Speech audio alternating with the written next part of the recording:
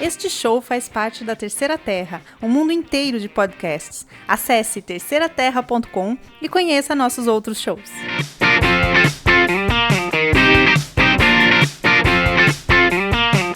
Começa agora o Holodeck, o podcast da Terceira Terra sobre ficção científica. Você nos encontra em holodeck.terceiraterra.com, no Podcast, no Google Podcast e no Spotify, através desses aplicativos. Você pode assinar o podcast e não perder nenhum episódio. Eu sou o Marcelo e comigo estão o retorno triunfante, a senda do podcast, a doutora Solange. A gente esquece que ela é doutora, Luciana. Ela é chique. Doutora Solange. Eu sou quase. Quem não é, né?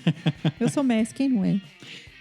Atenção, se o pessoal que tá... Eu vou tentar eliminar esses barulhos de fundo da pós-produção. Mas, se vocês ouvirem umas gritarias, é porque tem um bando de maluco jogando futebol na chuva do lado do nosso muro. Na chuva. Mas vamos lá. Muito bem. Hoje vamos falar da conjunção entre horror e ficção científica. E vamos começar naturalmente com O Monstro de Frankenstein, ou O Prometeu Moderno, de Mary Shelley. Geralmente considerado o primeiro romance de ficção científica, O Monstro de Frankenstein é também o primeiro livro de horror científico, que é como vamos chamar as obras de horror de ficção científica. O horror científico é um subgênero tanto da ficção científica quanto do horror, e basicamente faz uso de cenários futuristas ou avanços científicos como uma fonte de medo. Vai ser mais fácil lidarmos com o tema conhecendo um pouco melhor sobre a primeira obra nele. Solange, o que você pode nos dizer sobre O Monstro de Frankenstein? O Monstro de Frankenstein foi publicado primeiro em 1818 por uma editora pequena. Estranhamente, o livro não tinha o nome da autora, mas seria claro para qualquer um que frequentava a High Society da Inglaterra que a autora era Mary Shelley, esposa de Percy Shelley. O prefácio de Shelley, talvez o maior poeta inglês da época, contém uma dedicação ao filósofo William Godwin, pai da Mary. Quando eu falo editora pequena, era pequena mesmo. Eles publicaram só 500 cópias do livro, divididas em 3 volumes. Em 1823, o livro foi republicado por uma editora maior, graças ao interesse na obra depois do sucesso de uma peça inspirada nela. E nessa edição, o nome da Mary Shelley aparece com proeminência na capa. Seguindo a tendência da época, o livro continua sendo dividido em volumes, desta vez 2. Nossa, isso é primeiro que essa história de que um livro só vende depois que fazem a série de TV, desde a época do teatro, né? Mas ela não punha o nome porque era nome de mulher? Então, eu não achei essa informação. Que eu saiba é isso mesmo. É mesmo? Porque ela era mulher. E não colocaram Mulher não vende. Ah, tá. Inclusive, pelo que eu ouvi falar, nessa peça, mulheres não podiam entrar. Porque diziam que era muito... Era muito forte. Muito forte para as mulheres. E ela não viu, será? Não sei. A própria autora não viu a peça. Uma coisa para a gente procurar. Em 31 de outubro de 1831, o livro é reeditado novamente e publicado por Henry Colburn e Richard Bentley. Hoje parte da Barnes & Noble. Essa edição é a que conhecemos hoje e foi bastante revisada pela autora. No prefácio dessa edição, também temos a história de como o enredo para o livro foi pensado, uma narrativa geralmente considerada um pouco floreada pelos estudiosos de literatura de hoje. Dá para achar edições com texto original de 1818 e alguns especialistas até preferem essa versão. O livro conta a história de Victor Frankenstein, um cientista que descobre como criar vida sem precisar fazer sexo com uma mulher. E usa seus conhecimentos científicos e forças galvânicas para criar um homem artificial, maior e mais forte que qualquer um. Victor rapidamente fica desgostoso de sua grotesca criação, finalmente compreendendo o horror da realização do que ele criou. Victor abandona a criatura e foge. Apesar da narrativa às vezes retornar para o ponto de vista de Victor, a maior parte do livro passamos ao lado do monstro, sua tentativa de entender o que é e qual sua posição na natureza. O livro termina como uma trágica história de vingança, mas não vamos dar mais spoiler do que demos, né? Vai ler o livro, tá? É que ninguém conhece essa história ainda, né? Inédita. O subtítulo do livro é O Prometeu Moderno, né? Remete ao mito grego do roubo do segredo do fogo. Frankenstein, então, aqui análogo ao Prometeu, tendo roubado o segredo da vida dos deuses. Não, cadê? Tá certo. Como prometeu, Frankenstein também se arrependeu do que fez e sofreu as consequências. A ideia de que ciência é ruim, amoral e avanços científicos só dão merda era uma coisa muito comum no período. A gente está no meio da Revolução Industrial, afinal de contas. Só que o Frankenstein, se você lê ele com cuidado, ele se destaca dos outros livros anti-industrialização do período. Mary Shelley repetidamente apresenta no livro uma criatura que tinha muito para ser uma pessoa, mas que dá o azar de só topar com o lado sombrio da humanidade. Em especial, é o abandono de sua figura paterna, a criatura que o torna um monstro, porque Frankenstein é um homem abusivo e horrível com ela. Não necessariamente a ciência que inventou. Foi o tratamento que ela teve do pai e das outras pessoas que ela encontra. O monstro encontra, a criatura, né? Encontra no mundo. O ponto que a Mary Shelley pode ter querido passar é que a ambição e ganância vão causar a sua ruína. Ela equivale beleza com bondade e feiura com malignidade. Então, mas depende da interpretação, né, que se faz da história do monstro. A gente às vezes fica até do lado do monstro, né? Porque ele não é necessariamente... Ele não tem culpa de nada, para começo de conversa, né? Você muda de ideia, quer dizer, pelo menos eu mudei de ideia, quando o monstro começa a ficar obcecado com vingança. Ele começa a fazer maldade. Porque ele chega a um ponto na história em que ele fala assim, já que todo mundo acha que eu sou maligno mesmo, vou ser maligno, sabe? E aí, só que ainda é uma história super trágica, né? É que nem aquele bot do Twitter lá, que a Microsoft botou, aquela moça que ficava tweetando para aprender com a humanidade e acabou virando nazista, racista. Tem algumas curiosidades aqui sobre o livro. O Twitter lançou uma conta de um robô. Era um robô, na verdade, que estava para aprender inteligência artificial. Tá. E ela aprenderia, vamos dizer assim, a lidar com humanos ou a falar como humanos, lidando com os humanos, conversando no Twitter e tal. Isso foi no Twitter. Em 2 dias ela era homofóbica, machista. Negava o Holocausto. Em 2 dias, conversando com gente na internet. Aí tiraram a conta, assim, acabaram com a inteligência artificial não foi muito inteligente. Que horror, gente. Bom, algumas curiosidades sobre o livro. Primeiro, a criatura, ela é vagamente descrita. Tudo o que sabemos é que ela tem uma aparência tão horripilante que quem quer que ponha os olhos nela só deseja destruí-la. A ideia do monstro ser feito de partes de cadáveres apareceu muito depois naquelas adaptações do cinema e são cortesia de cinegrafistas. Não tem no livro isso. Interessante que a Mary Shelley usa um elemento super comum da época, que é equivaler bondade, como eu falei, né? Que bondade é beleza e feiura é maldade. Só que o monstro, em um dado momento, fica amigo de um homem cego. O livro também argumenta que ninguém nasce maligno, mas torna-se maligno. O que é uma ligeira contradição com o clichê que ela usa para igualar beleza com bondade e feiura com maldade. Ela tem esse... Se você lê o livro 3, 4 vezes, você começa a perceber esse detalhezinho, assim, que esse monstro parece ser exceção ao padrão que ela está querendo colocar no livro. E o cara só é bom com ele porque ele não vê a feiura dele. Exatamente, porque ele é cego. É o único amigo que ele tem na história. Forças galvânicas. Adoro essa expressão. Galvanismo é um termo velho pra caramba da biologia. É basicamente a contração muscular estimulada por uma corrente elétrica. O termo foi cunhado por Luigi Galvani, que observou, e aí, claro, como todo cientista do século XVIII e XIX, ele pôs o nome dele no negócio, né? Ele observou um fenômeno em animais dissecados. Primeiro, ele pensou que havia algum tipo de força vital que estimulava o movimento, só que foi desprovado por Alexandre Volta, que literalmente inventou a pilha para provar que são 2 diferentes metais que geram a corrente elétrica e não essa força misteriosa. Então, força vital, né? Que é o que o Galvani achava que tinha. A gente não fala mais em galvanismo hoje. O termo moderno é eletrofisiologia. Só que eu ainda acho o conceito antiquado de forças galvânicas muito legal. Ficção científica, né? Eletrofisiologia. A gente chama de fisiologia só. Né? Ok. Verdade. Ninguém fala eletrofisiologia. É mesmo? Nem esse termo usado bem? Não. Ok. Porque geralmente, quando você fala em corrente, não fala em corrente também, em impulso nervoso, elétrico, tem a ver com química, né? Com a bioquímica do organismo e tal. Uhum. Então, a troca de corrente, né? De positivo para um lado da célula e negativa, aí altera e volta. Tem um lance bioquímico, né? aí no meio. Mas não tem nada de galvânico, Ok. né?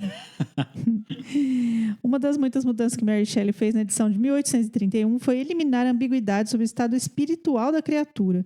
Ao final do livro, ele é definitivamente maligno e se dá conta de que se tornou um monstro graças às atitudes da humanidade, mas também de sua própria sede de vingança e os atos que cometeu para alcançá-la. Quer dizer, ele vai se transformando Ele vai ficando em maligno. maldade, né? Estruturalmente, já que estamos falando da construção e das escolhas da autora no livro, ele é uma obra sentada direitinho no meio do período romântico. Lembra do romantismo nas aulas de literatura, na escola? Ninguém fala eu vi uma cobra num texto romântico. As pessoas dizem, pousei meus mirares sobre uma figura sinuosa, sibilante, com olhar reptiliano, cheio de desgosto pelas criaturas que, não como ela, possuem pernas e braços. Caramba. Exagerou aqui, né? Mas enfim, vamos lá. Você Ficou precisa... bem romântico. Ó, nós temos um livro, uma coletânea de Eu nunca achei legal de esse. poemas românticos. Eu vou pegar um que tem Acho uma tem um chatice. que o cara descreve uma cobra, só que eu não achei que eu teria que ler o livro todo de novo, mas é bem pior do que o que eu fiz aqui. Bom, então vai preparado para ler o livro e ver muitas cenas ler muitas cenas verborrágicas e gente fazendo discursos para si ou contra o vento. Tem quem goste. Eu gosto. Sério? Eu gosto. Ai, acho uma chatice. Eu adoro as passagens do Senhor dos Anéis, por exemplo, Ah. que ele passa 3 páginas descrevendo o campo que estão andando. Eu amo aquilo. Acho que é no Guarani, que a primeira página é só descrevendo como é que é a sala da casa. Adoro isso. Só que eu sei que tem gente que detesta. Na verdade, não é muito que eu detesto. Assim, quando começa a falar, eu já imagino, entendeu? E aí não importa a narrativa do livro. Para mim ainda Já tá já tá já tem imaginado. um imprint ali Exatamente. Nem Aí o fala- cara fala assim, mas o tapete era verde. Eu falo, putz, já imaginei ele vermelho, agora ferrou. Não vai O ser cara verde era nunca loiro, mais. você já imaginou ele De moreno e jeito nenhum. pronto. Exatamente. Isso acontece comigo Bem por aí. também. Bom, como já estabelecemos aqui, eu curto o período romântico, né? E pra falar a verdade, o único livro de poesias que eu tenho, que é esse que eu sugeri pra Luciana, é uma coleção das 3 fases. Inclusive, é um texto escolar, porque ele abre cada capítulo explicando o que é a fase 1, o que é a fase 2, mas tem muito poema legal lá. Uma coisa do romantismo que eu adoro é tem um poema, por exemplo, que é chamar Tempestade, que você vai lendo, é pra você ler em voz alta, porque você vai lendo, parece que tem uma tempestade super longe, Ai, que e bonito. aí você vai lendo e as frases vão ficando maiores, parece que a tempestade chegou e depois ela começa a ir embora de novo. É muito legal. Mas tem umas coisas bem exageradas também. Bom, também devemos agradecer ao romantismo pelo tanto que a criatura é trágica. Sério, não dá para ser mais trágica que ela. Eu acho que se você digitar Tragic Monster no site TV Tropes, a primeira coisa que aparece é o monstro de Frankenstein. Olha só, ela, a criatura, foi imediatamente abandonada logo após ser criada, porque ela é feia. Feia não, horrorosa. E isso acontece antes sequer dela acordar. Inicialmente, ela é inocente como um bebê, apesar de possuir grande inteligência. Mas as circunstâncias de seus primeiros momentos de vida e seu único tipo de contato com a humanidade a deturpa, e ela eventualmente assume algo como se pensam que sou maligno, serei maligno.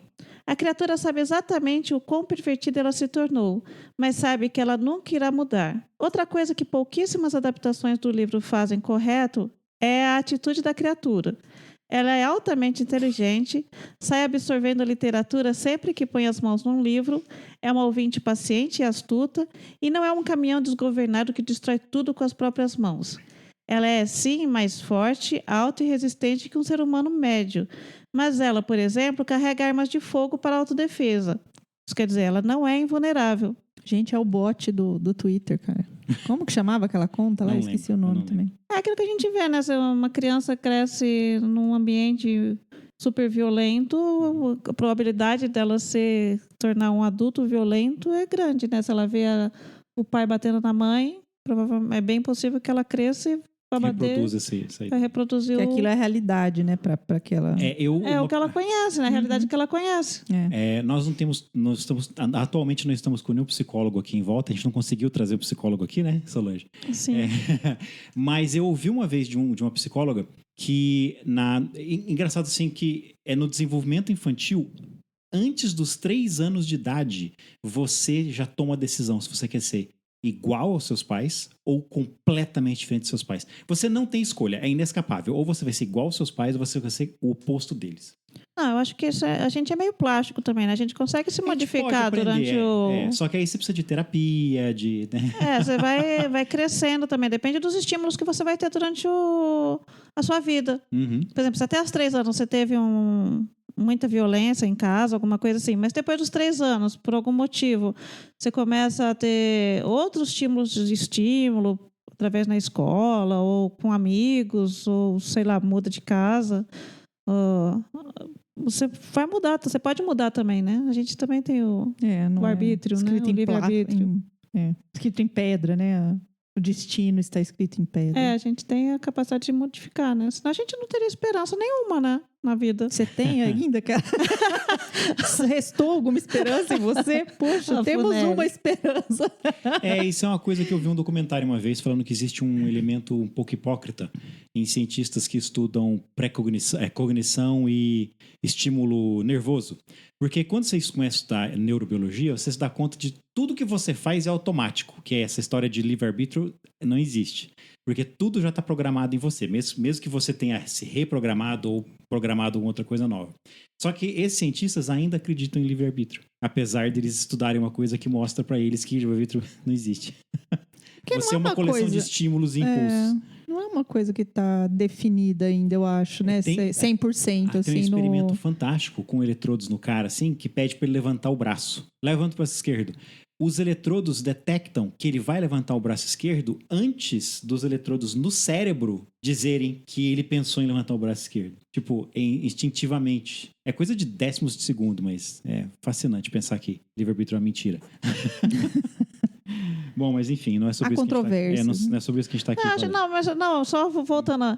Quando a gente vê animais mais com o sistema nervoso mais simplificado que o nosso, realmente ele não tem um livre-arbítrio, né? Ele vai fazer aquilo porque um inseto, por exemplo, né? Não é instinto, esqueci o termo, caramba. Condicionamento? Não é condicionamento, é instinto. Ai, gente, eu vou falar merda, né? Não, mas é que nem... Tipo assim, quando o bebê, por exemplo, ele sabe mamar, né? Não é que ele pensa assim, vou mamar, né? Aquela história do bebê agarrar.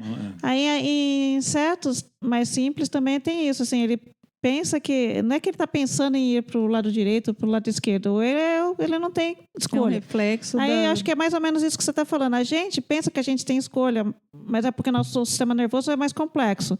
Mas, na verdade, a gente também não está tendo. É que está tendo um monte de estímulo ao mesmo tempo, então a gente pensa que a gente tem um livre-arbítrio, mas não tem. Acho que é isso que você está falando. Você explicou melhor do que... Ainda mais hoje em dia, assim, nesses tempos maus.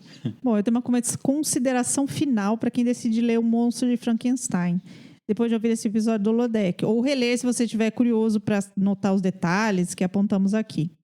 Mary Shelley nasceu Mary Wollstonecraft Godwin. Ai, caramba, que nome difícil. Filha de William Godwin, um famoso romancista, e de Mary Wollstonecraft Godwin, uma escritora feminista.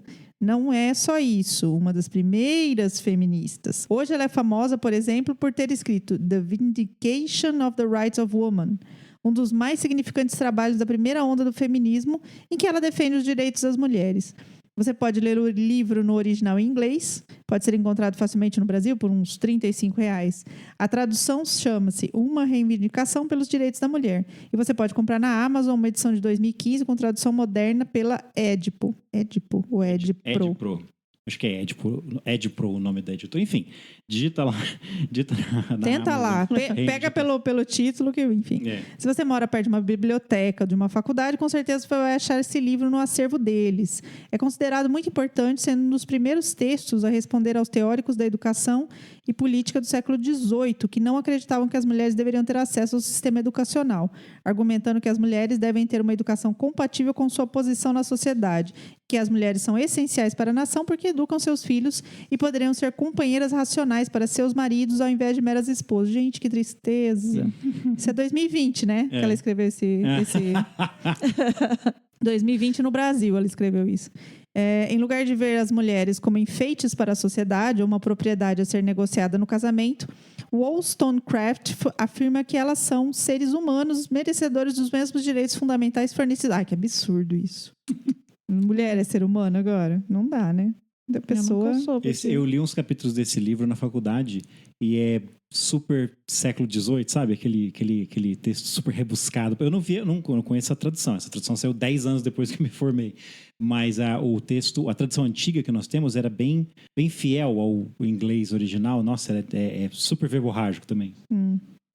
Bom, essa história de que mulheres são seres humanos, enfim, têm os mesmos direitos fundamentais, é um pensamento, infelizmente, radical até hoje, né? Sério, leia esse livro, tem só 272 páginas, só isso.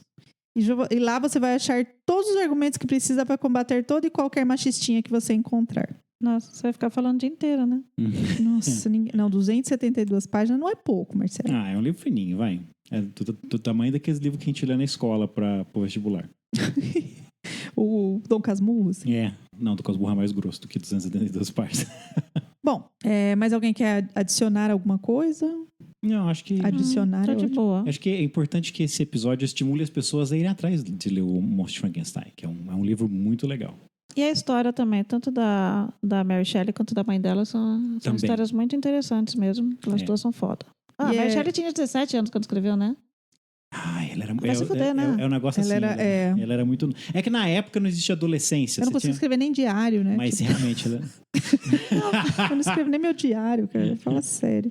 Não, e eu acho um barato isso, assim, a capacidade que a pessoa tem de contar a história mesmo, né? De começar, no começo, meio e fim, assim. E é bom lembrar que o nome não é Frankenstein, não é do monstro, né? Tipo, ele não tem nome, vocês já sabem a criatura não tem nome. Mas é muito legal, porque ao longo das décadas, os dois começaram a se confundir, né? O monstro começou, a criatura começou a ser chamada de Frankenstein... Que era o mesmo nome do Virou pai o nome dele. do monstro, né? E se vocês quiserem ver um Ele filme... é um Frankenstein filho. Criador e criatura se confundiram. O melhor filme que tem é o Jovem Frankenstein, dos anos 90, em que dois alunos de um colégio descobrem no basement lá o que acho que o bisneto do Frankenstein refez o monstro e eles acordam o monstro de novo. Esses filmes dos anos 80, bobagem, tipo, né? tipo uma... Aí ele vai beber tipo junto Mulher com os Nota caras, 1000, exatamente. certeza, É muito divertido.